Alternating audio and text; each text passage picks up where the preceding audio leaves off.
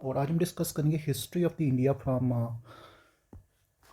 1885 onwards to 1915। 1915 that means हम कब INC बना और गांधी तक, जब गांधी जी यहाँ पर रिटर्न हुए तो उसकी बात करेंगे। सबसे पहले बात करते हैं आईएनसी, जिसका फुल फॉर्म है इंडियन नेशनल कांग्रेस। इसको किसने फाउंड किया? फाउंड इसको किया ए.ओ. ह्यूम ने, जो एक रिटायर्ड ब्रिटिश ऑफिसर थे हमारे पास। और इस आईएनसी को as a safety valve use किया उन्होंने। टोटल सेशन जो इसके हैं भाई 1885 से लेकर 1947 तक वो 59 है। उसके बाद सेशन किस किस ईयर में नहीं हुए, that's very important, some time question आ सकता है। तो एक 1932 में नहीं हुआ, और ये क्यों नहीं हुआ? क्योंकि बिकॉज ऑफ उस समय लॉन्च हुई थी due to civil disobedience movement. और उसके बाद 1935 में, 42 में, 42 से लेके 45 में ये फिर हमारे पास सेशन नहीं हुए, क्योंकि हमारे पास आप मान के चलो कि वर्ल्ड वॉर सेकंड 2 की तैयारी थी या फिर कुछ पॉलिटिकल इन्वॉल्वमेंट था जिससे सेशन नहीं होते भाई।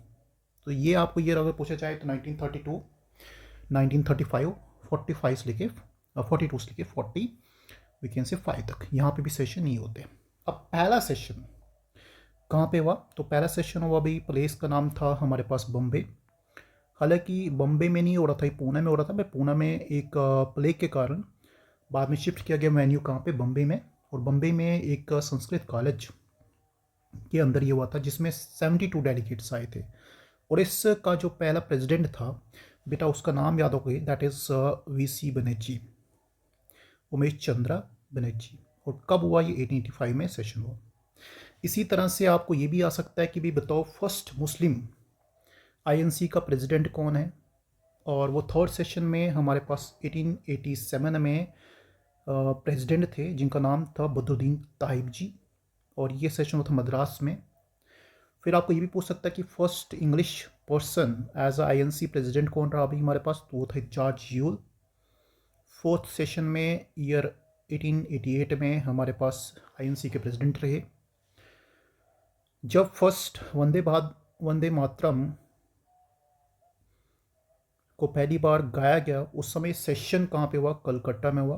कलकत्ता मानी जाती है कि हमारे पास एक नेशनल वीकेंड से हीरोज़ की उस समय प्लेस थी, और यहाँ पे रहमतुल्ला साहिनी जो थे वो इसके प्रेसिडेंट थे। फिर आते हैं फर्स्ट वुमेन प्रेसिडेंट हमारे पास कौन सी? इसका नाम था एनी बेसेंट। और उसके बाद गांधी जी एक ही सेशन में हमारे पास आईएनसी के प्रेसिडेंट रहे, और वो था 1924 का। यहाँ पे आप ईयर याद रखोगे because this is very very important. 1924 में गांधी जी रहे। जगह का नाम था बेलागांव, और ये अभी पड़ता है, it's a part of Karnataka. It's a part of Karnataka, understand. अब हम बात करते हैं फर्स्ट इंडियन वुमेन प्रेसिडेंट कौन थी? That's very important, some time will be asked exam. इसका नाम था सरोजनी नायडू, जो सेशन अटेंड करी भी कौन सा? हमारे 1925 as a we can say president. और याद रखना she was the first Indian president women of the INC. इसी तरह से फंडामेंटल राइट का जब रेजोल्यूशन पास हुआ उस समय वो सेशन कहाँ पे हुआ? तो दैट इज़ कराची, और ये हुआ 1931 में। इम्पॉर्टेंट है। फर्स्ट रूरल विलेज में सेशन कहाँ पे हुआ बेटा? तो ये है हमारे पास फैज़पुर, और इसका जो गवर्न करे तो समय एज अ प्रेसिडेंट जो थे वो थे जवाहरलाल नेहरू हमारे पास। बेटा इसी तरह से मैंने सभी सेशन बताए, बट जो को मैंने पहले 4 जो लिखे हैं यहाँ पे, फर्स्ट 4 कि भाई आपको याद रखना है, मैं एक बार फिर बता देता हूँ। देखो भाई, पहला प्रेसिडेंट का नाम इंपॉर्टेंट है, W C. Banerjee. First Muslim president Badruddin Tahib ji. First English president George Yule. First women president Annie Besant. First women president but Indian one, Sarojini Naidu. Gandhi ji attended we can say session set as a first time and once the president of the INC. That's a Belgaum, it's a Karnataka, and 1924. Remember this year. First village session, it's a Phase 4 place. INC president was Jawaharlal Nehru. This is very important aspect. अब बेटा ये जो sessions हमारे पास हैं ये बहुत important हैं और आपको ये याद रखने हैं। बाकी जो सेशन हमारे पास बेटा आपने यहाँ पे लिखे हुए मैंने, और ये भी याद रखना कि 1947 में आईएनसी का प्रेसिडेंट कौन रहा, वो है हमारे पास जी बी कृपलानी, और ये सेशन हुआ था जयपुर में। ये भी इंपॉर्टेंट। सुभाष चंद्र बोस की बात करें तो हरिपुरा में वो भी आईएनसी के प्रेसिडेंट रहे थे 1938 में, और 1939 में सुभाष चंद्र बोस ने त्रिपुरा के सेशन के बाद उन्होंने रिज़ाइन किया। किसको रिज़ाइन किया? भी फॉरवर्ड ब्लॉक को रिज़ाइन किया। ये भी आपको थोड़ा सा याद रखना है। अब बेटा आते हैं आईएनसी के बाद हमारे पास जो नेक्स्ट टॉपिक आता है दैट इज़ कॉल्ड 1905 में एक सबसे बड़ा डिवाइड हुआ, and divide was partition of Bengal. Bengal was divided into two parts, and this Bengal was divided by the viceroy. Then the viceroy जो थे हमारे पास लॉर्ड कुर्जन थे, और इसकी डेट जो है भाई दैट इज 16 अक्टूबर 1905 में। बंगाल के दो पार्ट किए जाते हैं, ईस्ट बंगाल जिसमें डोमिनेटेड होते भी मुस्लिम, और एक बंगाल प्रोविंस जिसमें डोमिनेट होते हैं हिंदू। और जो ईस्ट बंगाल था उसका हेडक्वार्टर था ढाका, और जहाँ तक बात की जाए वेस्ट बंगाल का जो हेडक्वार्टर थे वो थे कलकत्ता में। ठीक है, अभी के टाइम में ईस्ट बंगाल पाकिस्तान है और वेस्ट बंगाल हमारे पास जो है वो बंगाल प्रोविंस है। इसी के against anti partition movement start होती है, और सबसे इंपॉर्टेंट मूवमेंट जो थी हमारे पास स्वदेशी एंड बाइकॉट। इसके दो पर्पज़ थे भाई। पहली बात कि जितने भी गुड्स हैं, चाहे वो ब्रिटिश गुड्स हैं, उनको बाइकॉट कर दो, उनकी सर्विस को बाइकॉट कर दो। And the second point is कि डोमेस्टिक प्रोडक्ट, ठीक है, खुद के प्रोडक्ट जो है, मतलब जो प्रोडक्ट हमारे पास यहाँ पे इंडियन है, इंडियन प्रोडक्ट को क्या करो, रिवाइव करो, रिवाइव करना है। और इस पार्टीशन ऑफ बंगाल ने एक गल्फ ऑफ मिसट्रस्ट हमारे पास वी कैन से क्रिएट किया, जिससे हिंदू और मुस्लिम फ्रैक्शन ऑफ डिवाइड हो गए। ये आप कितने से पॉइंट याद रखने हैं। तो इसमें सबसे इंपॉर्टेंट पॉइंट बताया भाई किसने क्रिएट किया, लॉर्ड कुर्जन ने। ईयर कब भाई? 16 अक्टूबर 1905 में। ईयर मतलब यहाँ पे दो पार्ट्स में भी, ईस्ट बंगाल और हमारे पास बंगाल प्रोविंस। इसकी एंटी पार्टीशन मूवमेंट कौन सी रही? स्वदेशी एंड बाइकॉट। स्वदेशी बाइकॉट का क्या था? फॉरेन गुड को बाइकॉट करो हमारे पास, और इन जो इंडियन गुड है उनको रिवाइव करो।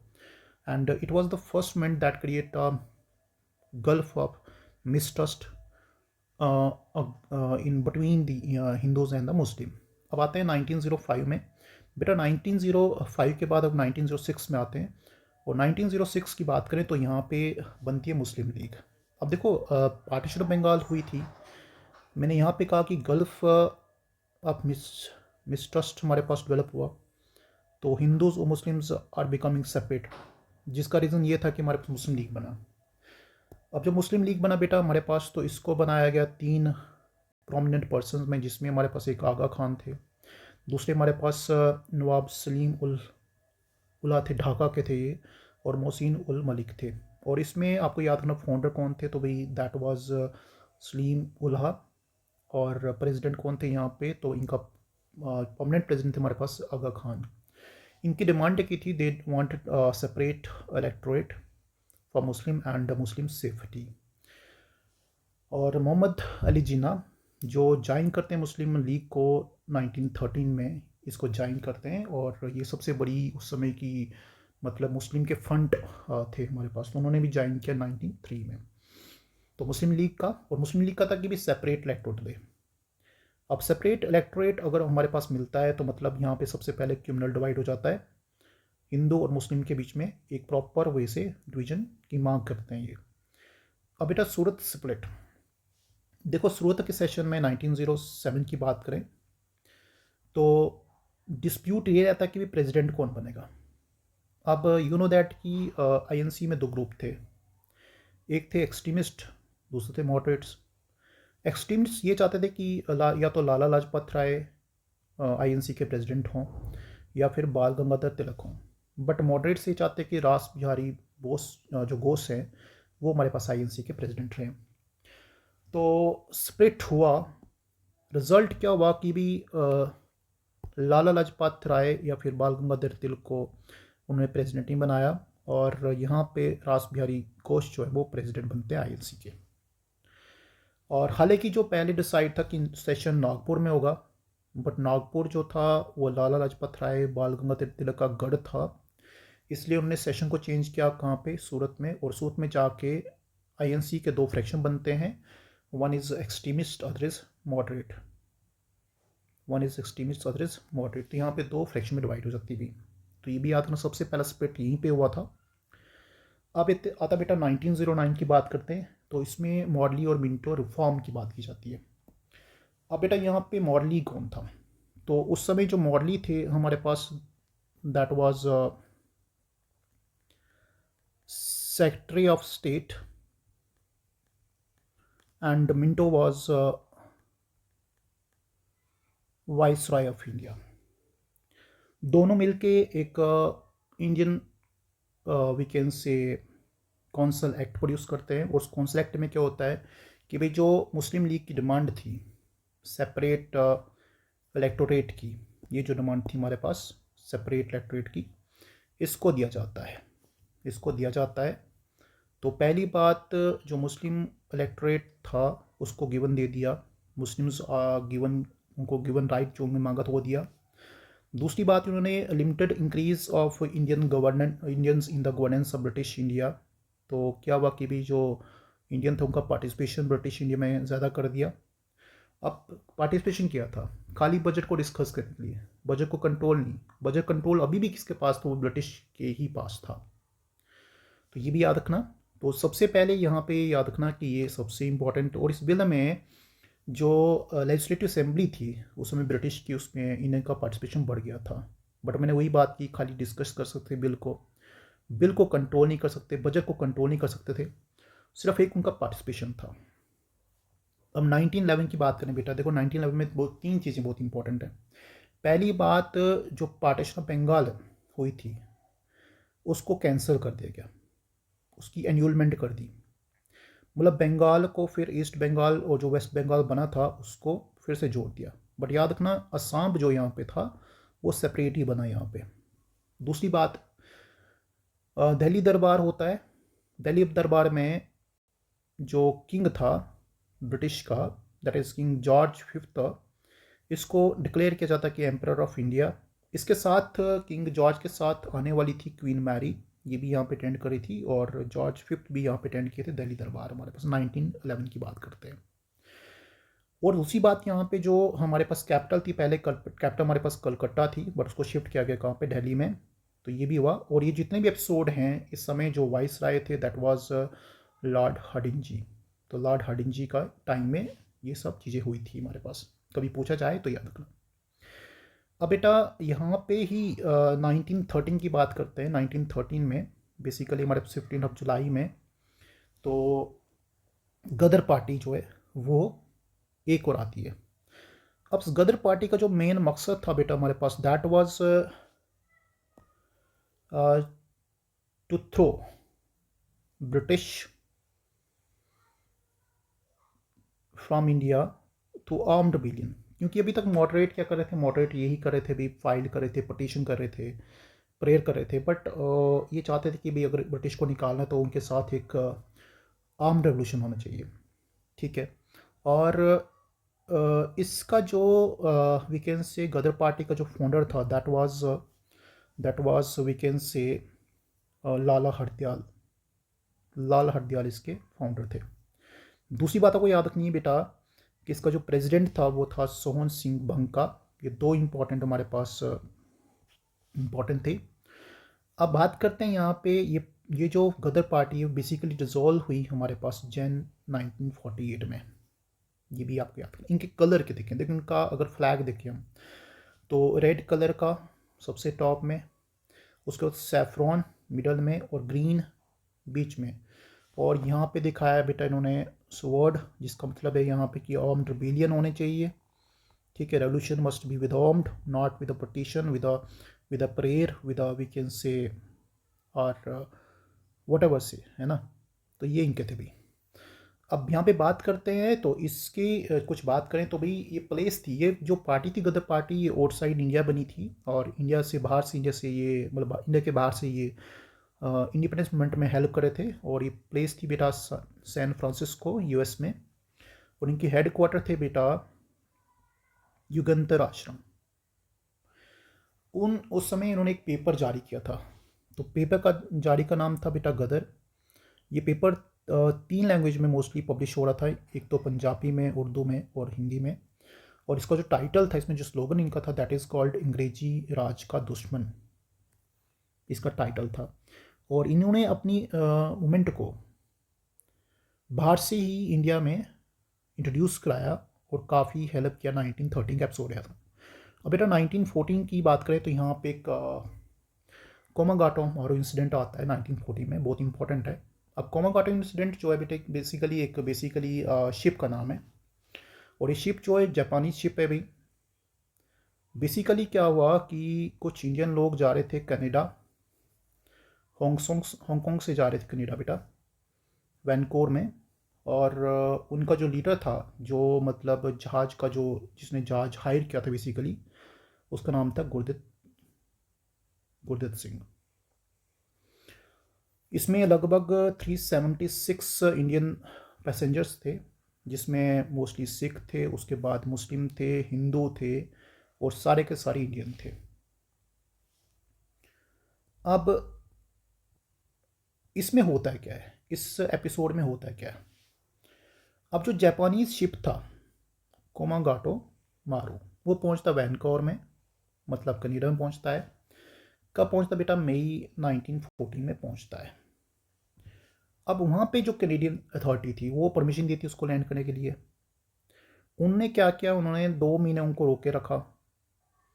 तो मतलब Indians were denied permission to, we can say, Vancouver to Canada, and they kept the, we can say, Kamagato Moro there for 2 months. अब इस समय क्या हुआ, जितने पैसेंजर थे उन्होंने फेस किया फूड या फिर वाटर की शॉर्टेज फेस की बेटा। यहाँ पे बहुत मतलब उनको ना खाना मिला ना पीना मिला। और फाइनली शिप 2 मंथ के बाद रिटर्न करता है इंडिया की तरफ। चलो भाई, इंडिया तो आ गए। और जब इंडिया आते हैं फिर क्या होता है, जब वो इंडिया आते हैं तो इंडिया में जो हमारे पास जब पहुंचते हैं वो, तो यहाँ पे बज करके एक मतलब स्टेशन था, ठीक है। और ये कोलकाता में उसमें की बात कर रहे हैं यहाँ पे। और जब बात करते हैं कोलकाता में बज की बात करते हैं, तो अब यहाँ पे क्या होता है, जैसे आते हैं अब वो इंडिया में आएंगे, बट यहाँ पे ब्रिटिश पुलिस उनको अरेस्ट करती है। ये बोलती है कि भाई आपको तो वैनकोर से भगाया गया है, you are the terrorist, you are the, we can say, not good persons. और इसके बाद क्या होता है, उन्होंने कहा भी हम इंडियन हैं, तो पुलिस ने फायरिंग ओपन कर दी। और फायरिंग के साथ में बहुत सारे लोग यहाँ पे किल्ड होते हैं बेटा, बहुत सारे लोग इंजर्ड हो जाते हैं। तो इससे एक बहुत बड़ी, इंडिया में बहुत बड़ी एक रिवोल्ट हो जाती है कि भाई ऐसा कैसे कर सकते हैं, इन्होंने इंडियन के लोगों को मार दिया है। और इससे बहुत बड़ा एक मतलब रिवोल्ट की तरफ, एक तरफ नफरत हो जाती है ब्रिटिश के खिलाफ। अब नेक्स्ट आते बेटा, ये तो था हमारे पास कोमागाटो मारू का इंसिडेंट। अब आते हैं 1950 में। तो 1950 में बेटा हमारे पास आते हैं गांधी जी। गांधी जी कहाँ से आते हैं? वो आते हैं साउथ अफ्रीका से। कहाँ की तरफ आते हैं? इंडिया की तरफ आते हैं, रिटर्न करते हैं, क्योंकि वहाँ पे साउथ अफ्रीका में वो प्रैक्टिस कर रहे थे लॉ की, या पढ़ रहे थे हमारे पास। और बेटा वो आते हैं 9 जैन को। बट इसी 9 जैन को अब जो हमारे पास गवर्नमेंट ऑफ इंडिया है वो सेलिब्रेट करती है प्रवासी भारत दिवस, जिसको बोलते हैं NRI डे। तो ये था एपिसोड हमारे पास आपका 1885 से लेके 1915 तक। Next lecture we discuss from 1916 onwards to the next, that is 1947। तो 2 छोटे छोटे वीडियोज़ में आपको मैं इसको कवर करूँगा। All these points are for you. Make sure that you revise all these points, and we come up with the MCQs also. Thanks so much for watching this video.